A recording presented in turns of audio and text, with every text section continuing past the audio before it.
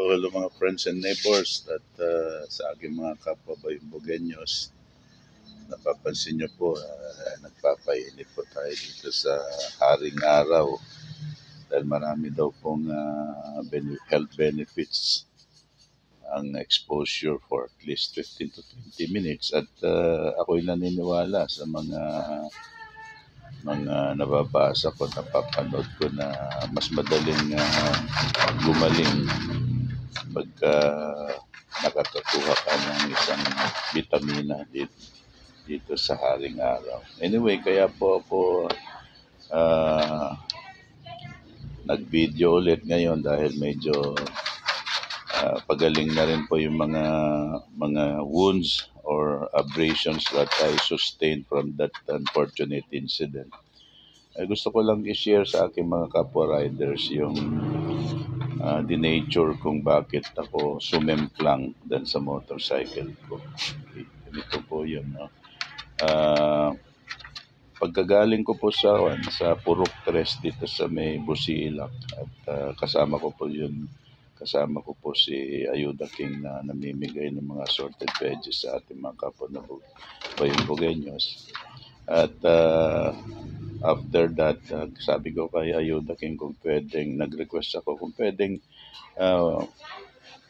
mamigay din kami ng mga assorted veggies sa aking mga kabaranggayan dyan sa Purok 3, Barangay Salvacion. So nauna na sila and then sumunod ako.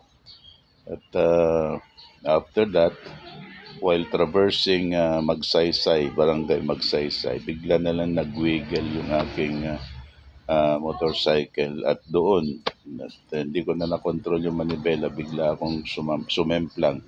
Pagbagsak ko po doon sa ground, mabuti naka-helmet po.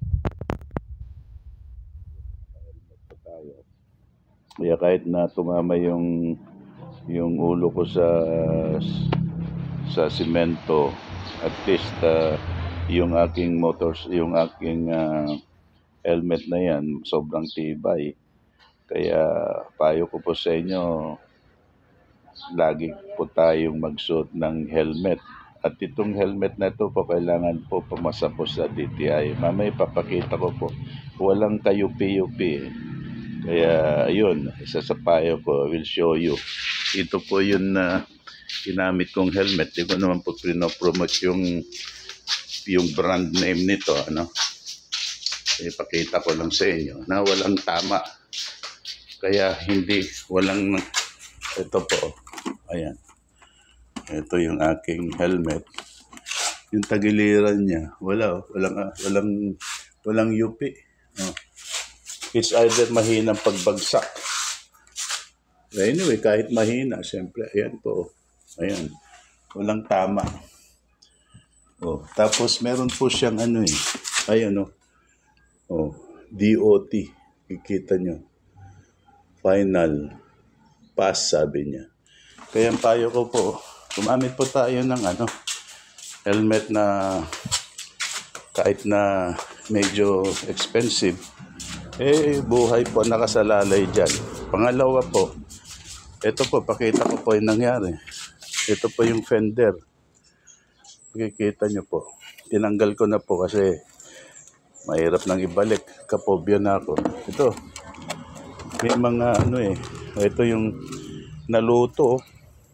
Nagkaroon ng tumama ito dun sa, ito yung fender nasa labas. Tumama yung gulong dito. So maramang nagkaroon ng friction, kaya nag-shake yung gulong, nag-wiggle. So ayan, 2 tornilyo na yan. Naging yung tornilyo na nakalagay dyan, mahilig kasi ako mag-setup. Pinapalitan ko yung original ng kulay gold na napakaganda kasing tignan.